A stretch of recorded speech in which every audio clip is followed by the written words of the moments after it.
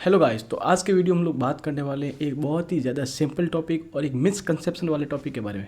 Because there are lot of traders या फिर आप कह सकते हो इन्वेस्टर होते हैं जो सिर्फ और सिर्फ इस बेसिस पे ट्रेड करते हैं कि स्टॉक्स का जो मूवमेंट है सिर्फ और सिर्फ या तो फंडामेंटली मूवमेंट करता है या फिर टेक्निकली एनालिसिस के बेसिस पे मूवमेंट करता है। लेकिन एक्चुअल में ऐसा नहीं होता है। आप काफ़ी बार देखोगे कि आप एक किसी भी सेटअप या फिर एक ट्रेडिंग सेटअप पे आप अच्छा खासा काम करते हो, उस पर हार्ड टाइम देते हो, लेकिन बहुत बार ऐसा होता है कि वो सेटअप एज यूजुअली जैसा आप एक्सपेक्ट करते हो उस हिसाब से काम नहीं करता है। बिकॉज उसमें कुछ अलग रीजंस होते हैं जो कि आपको आइडेंटिफाई करना आना बहुत ज़्यादा ज़रूरी है। तो इस वीडियो हम लोग डीपली डिस्कशन करेंगे कि किस प्रकार से geopolitically, fundamentally, price basis, technical price basis, all of this by seeing the consideration किस प्रकार से स्टॉक की जो प्राइसेस है मूवमेंट करती है, और इसके बारे में हम डीपली डिस्कशन करने वाले हैं।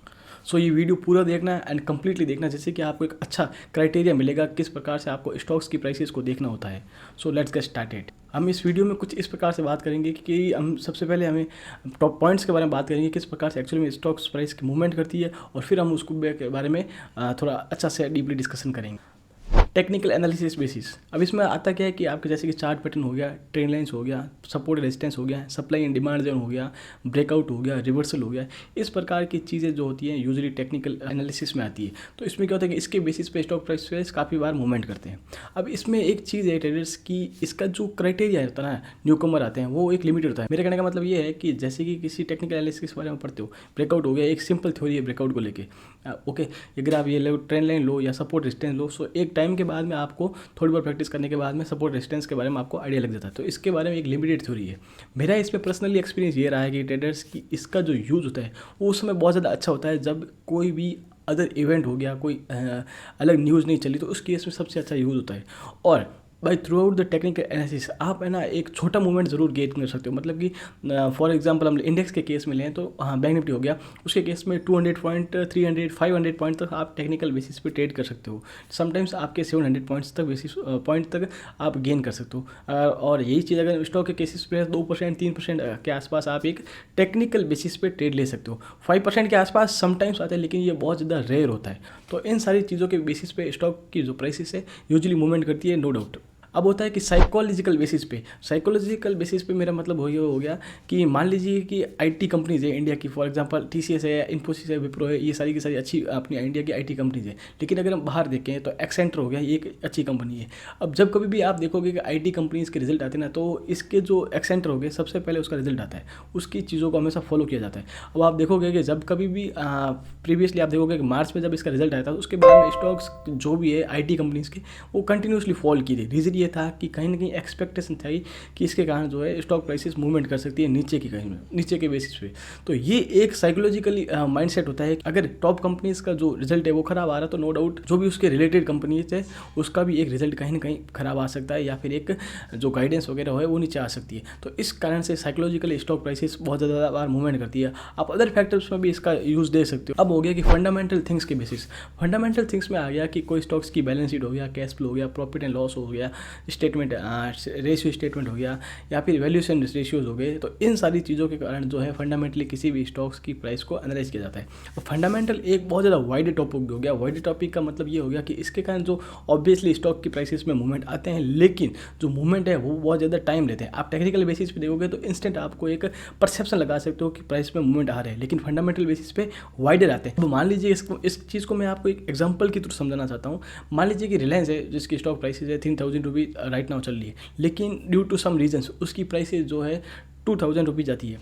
इस केस में क्या हो रहा है कि रिलायंस की जो स्टॉक प्राइसेस है, मतलब रिलायंस का जो बिजनेस है उसके कारण ज़्यादा इफेक्ट नहीं पड़ रहा है, लेकिन आउटसाइडर जो कि आपके ग्लोबल इकोनॉमी में कुछ प्रॉब्लम होने के कारण जो स्टॉक प्राइसेस है वो नीचे जाती है। तो वो एक फंडामेंटली जब कभी भी इस प्रकार की प्राइसेस आती है, और थोड़ी बहुत जब कभी भी शांत सिचुएशन होती है कि भाई जो गिरना था स्टॉक मार्केट गिर चुका है, तो उस केस में जो इस प्रकार के स्टॉक्स जो होते हैं वो सबसे ज़्यादा जंप मारते हैं फंडामेंटल, क्योंकि इनमें एक्चुअल में वैल्यू होती है। तो इस केस में जो होता है प्राइसेज जो है बहुत ज़्यादा फास्ट मूवमेंट करते हैं। अब इस केस में आप देखोगे कि कोविड का केस हुआ था ना, उस केस में आप देखोगे कि जो चार्ट जो है बहुत ज़्यादा कम काम कर रहे थे, बिकॉज जो कोविड का जो क्राइसिस है वो बहुत ज़्यादा डीपन हो रहा था। उस केस में चार्ट बिल्कुल भी काम नहीं करते, जो भी जिस प्रकार का भी लेवल बनता था उसके हिसाब से क्या होता था कि स्टॉक की जो प्राइसेस है वो हमेशा गैप डाउन ही ओपन होती थी या फिर गैप अप ही ओपन होती थी। उस केस में चार्ट बिल्कुल फेल हो गए थे। वहाँ पर जो वैल्यू एक्चुअल में थी कंपनीज़ की जैसे कि देखो कि आईटी कंपनी, उसमें अच्छा खासा मूवमेंट दिया था, बहुत अच्छा बिजनेस किया था उन्होंने और बहुत ज़्यादा रिटर्न भी दिया था। तो ये चीज़ें समझने की बहुत ज़रूरी है कि तो वैल्यू के कारण भी स्टॉक की प्राइसेस में काफ़ी बार मूवमेंट आता है। सिर्फ आपको उसमें वैल्यू को आइडेंटिफाई करना होता है। तो वैल्यू को आइडेंटिफाई करने के सेवरल सीजन होते हैं, जैसे पी रेशियो हो गया, किसी भी कंपनी की डिविडेंड हो गई, रिजर्व एंड सरप्लस उस कंपनी के पास कितने हैं, किस प्रकार से प्रॉफिट एंड लॉस हो रहा है, क्या उसका रेवेन्यू फोरकास्ट है, क्या उसका कैश फ्लो के हिसाब से वैल्यूशन आ रहा है, क्या उसका फ्री कैश फ्लो के हिसाब से वैल्यूशन, जो ये जो सारी चीज़ें होती हैं ये फंडामेंटल बेसिस के हिसाब से स्टॉक मार्केट में मूवमेंट करवा। अब कभी बार ऐसा होता है कि गाइस की जो कंपनी जब कभी भी इंटरनल बोर्ड है उसका कॉर्पोरेट एक्शन डिसाइड करता है, तो उस केस में काफ़ी बार स्टॉक प्राइस में बहुत ज़्यादा चेंज रहता है। मोर देन कभी कभी ऐसा भी होता है कि मोर देन 50% का जो मूवमेंट है ड्यू टू दिस आ जाता है कॉर्पोरेट एक्शन, जैसे कि शेयर स्प्लिट हो गया, किसी स्टॉक्स का बायबैक हो गया, बोनस शेयर हो गया, किसी शेयर का स्पिन ऑफ या फिर डीमर्जर कह सकते हो, किसी स्टॉक्स का मर्जर हो रहा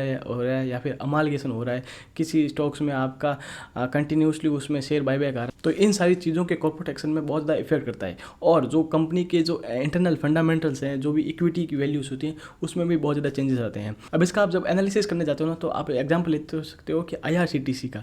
IRCTC में क्या है कि अभी आप देखोगे तो प्राइस जो है 1000 के आसपास चल रही है, और जब इसका प्राइस जो आया था लगभग 250 के आसपास या फिर ऐसा कुछ मेरे हिसाब से था, प्राइस था, तो उस हिसाब से शायद था। लेकिन आप देखोगे इसमें जो 4 टाइम्स तक आप एग्ज्यूमशन लगा सकते हो कि इसमें स्टॉक प्राइसेस में मूवमेंट आया। जब कभी भी कोई न्यू कमर आता है तो वो इस हिसाब से देख सकता है।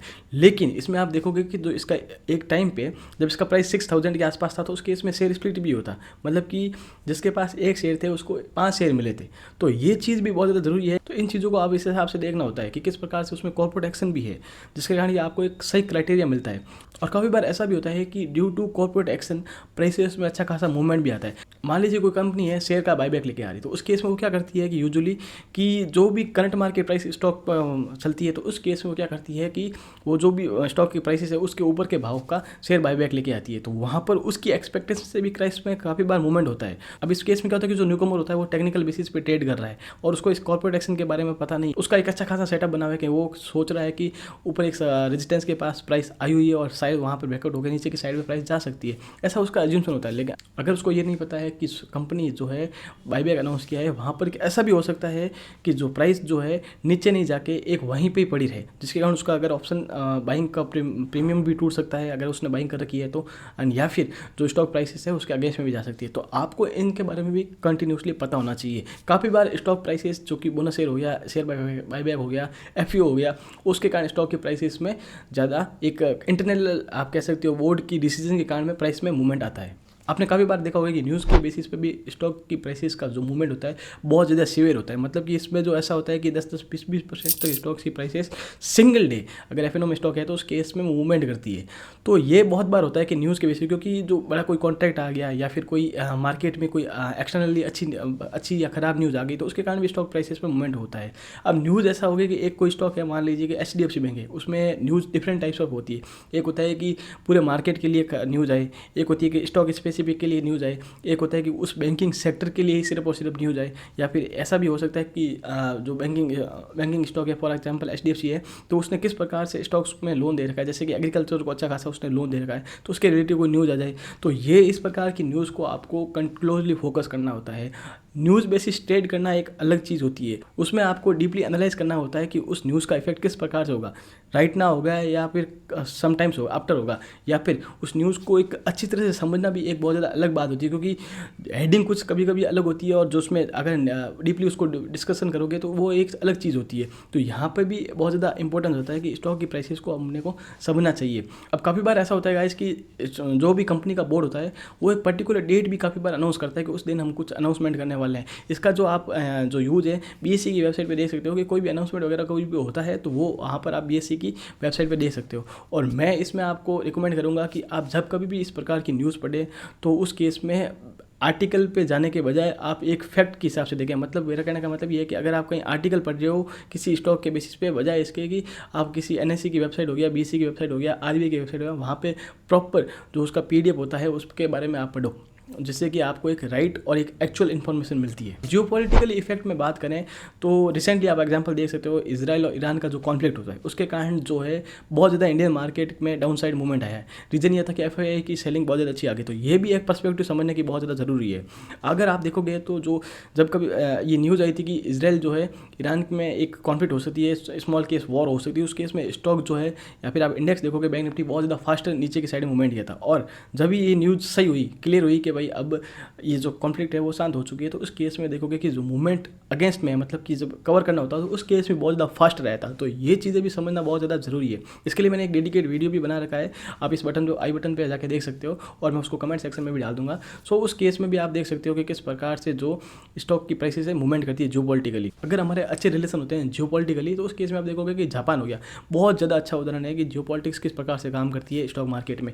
जापान हमें बहुत ज़्यादा कम इंटरेस्ट लोन पे रेट पे लोन देता है। जैसे कि हम जो हमें इंफ्रास्ट्रक्चर के प्रोजेक्ट हो गया, जो भी अपने बुलेट ट्रेन जो बना रहे हैं उसमें हो गया, उसमें बहुत ज़्यादा अपने को हेल्प मिलती है। अगर ये चीज़ अपने को हेल्प नहीं मिलेगी तो उसमें क्या होगा कि जो बुलेट ट्रेन बनाने का जो प्रोजेक्ट है वो कहीं ना कहीं डिले होगा, क्योंकि अपने पास इतना पैसा नहीं है। हमें जो भी प्राइसेस, जो भी फंडिंग की बहुत ज़्यादा ज़रूरत है एज ए डेवलपिंग कंट्री, और वो जापान जो है जैसी कंट्री जिनके पास बहुत ज़्यादा अच्छा पैसा पड़ा है, उनकी खुद की इकोनॉमी में श्रिंक हो रही है, तो उस केस में हो गया कि अच्छा अगर हमारे साथ उनके साथ रिलेशन होते हैं तो वो कंटिन्यूसली इन्वेस्टमेंट करती है। तो ये एक बहुत ज़्यादा इंपॉर्टेंट चीज़ है।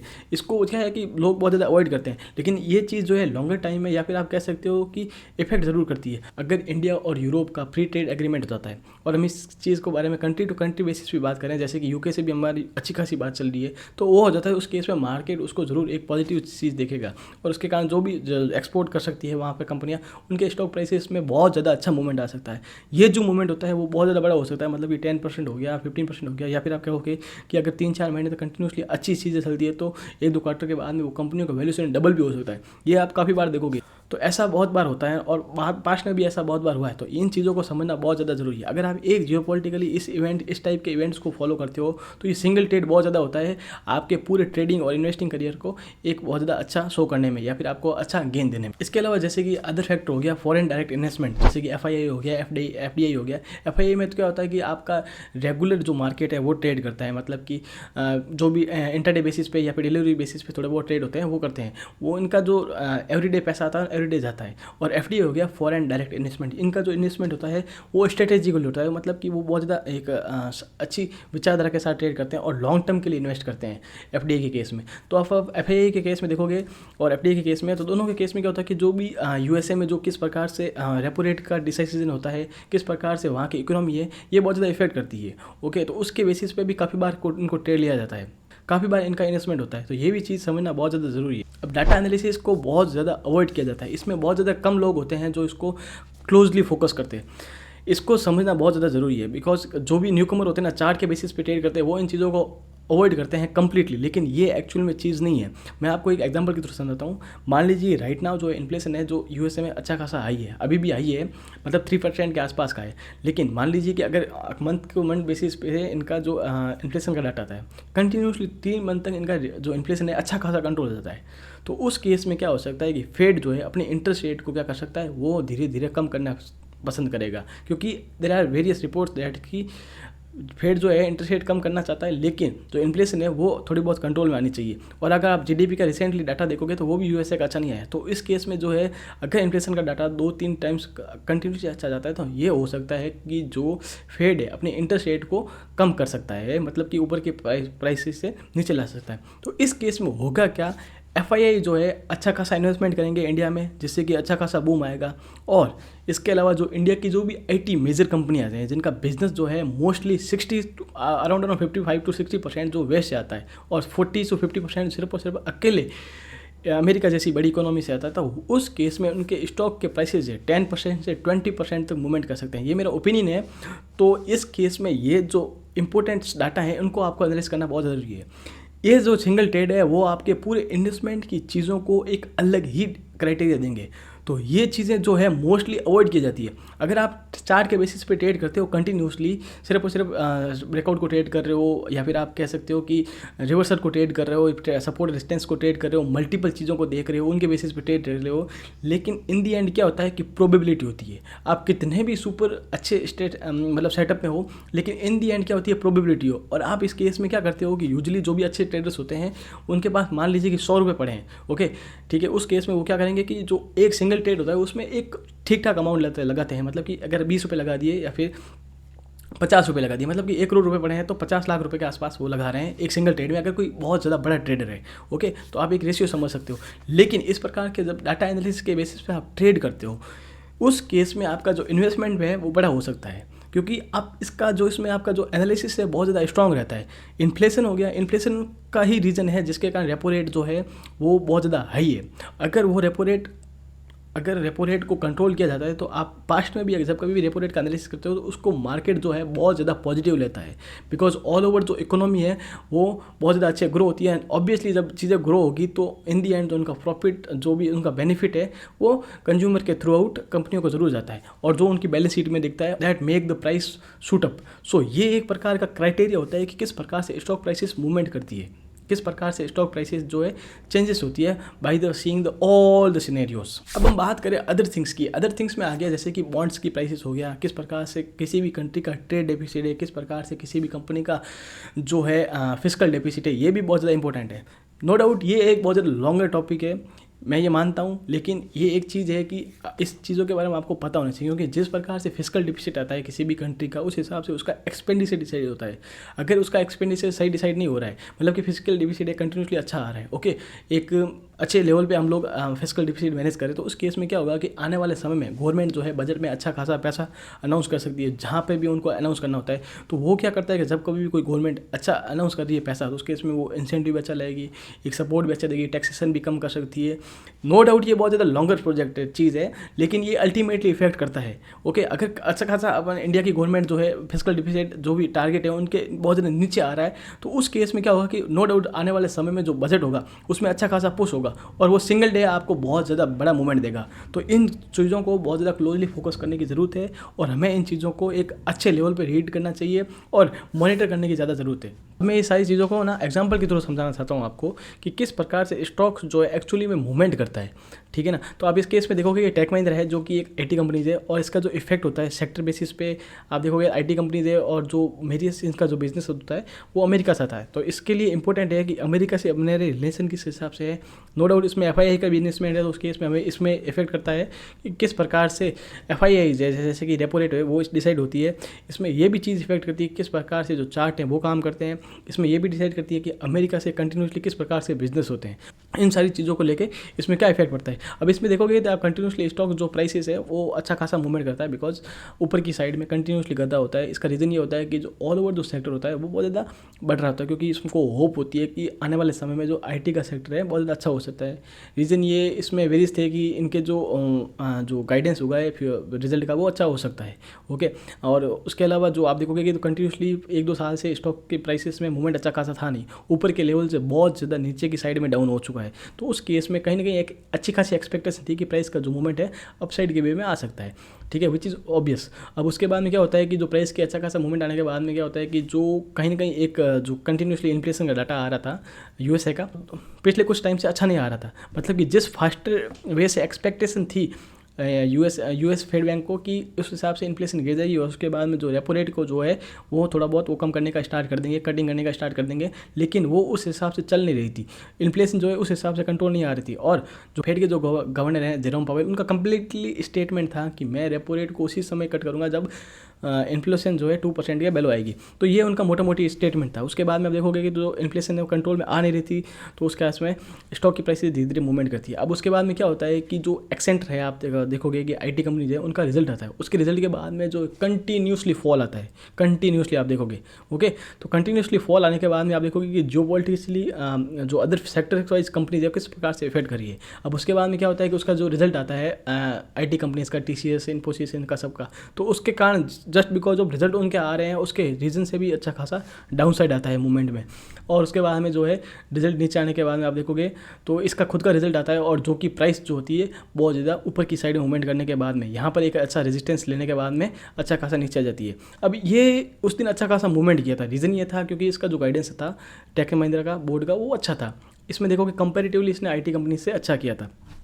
अब यही चीज़ मैं आपको एक समझाना चाहता हूँ कि अगर आप एग्जांपल लो टीसीएस का, एचसीएल टेक का, उनका जो बिज़नेस है वो कंटिन्यूसली इन जो पॉलिटिकली रीजन से अच्छा गया है, मतलब इतना ख़राब आया नहीं। तो आप देखोगे उनकी जो प्राइसेस है कंपैरेटिवली आईटी सेक्टर के बहुत ज़्यादा अच्छी है, वो अच्छा खासा बेट कर रहे हैं सेक्टर को। तो ये एक पर्सपेक्टिव होता है कि किस प्रकार की चीज़ों को सोचना है। यहाँ पर टेक्निकल बेसिस पे प्राइस का मूवमेंट अप नहीं है, यहाँ पर रीज़न क्या है, फंडामेंटल बेसिस पे इनका बिजनेस जो है कंटिन्यूसली ग्रो हो रहा है। आप देखोगे कि इन्फोसिस का जो बिजनेस है वो एक स्लाइटली ठीक ठाक चल रहा है, मतलब कि एक लेवल पे अड़ा हुआ है, न्यूट्रल है। लेकिन आप देखोगे कि जो टीसीएस है इसके बावजूद है थोड़ा थोड़ा इसका बिजनेस अच्छा चल रहा है, तो मतलब कि इसके फाइनेंशियल में एक स्ट्रॉन्ग मेंटेनेंस है, इसका जो मार्जिन है वो भी बहुत ज़्यादा अच्छा है टीसीएस का। तो इसके कारण जो है ये डिजर्व करता है स्टॉक प्राइसेस अपसाइड में।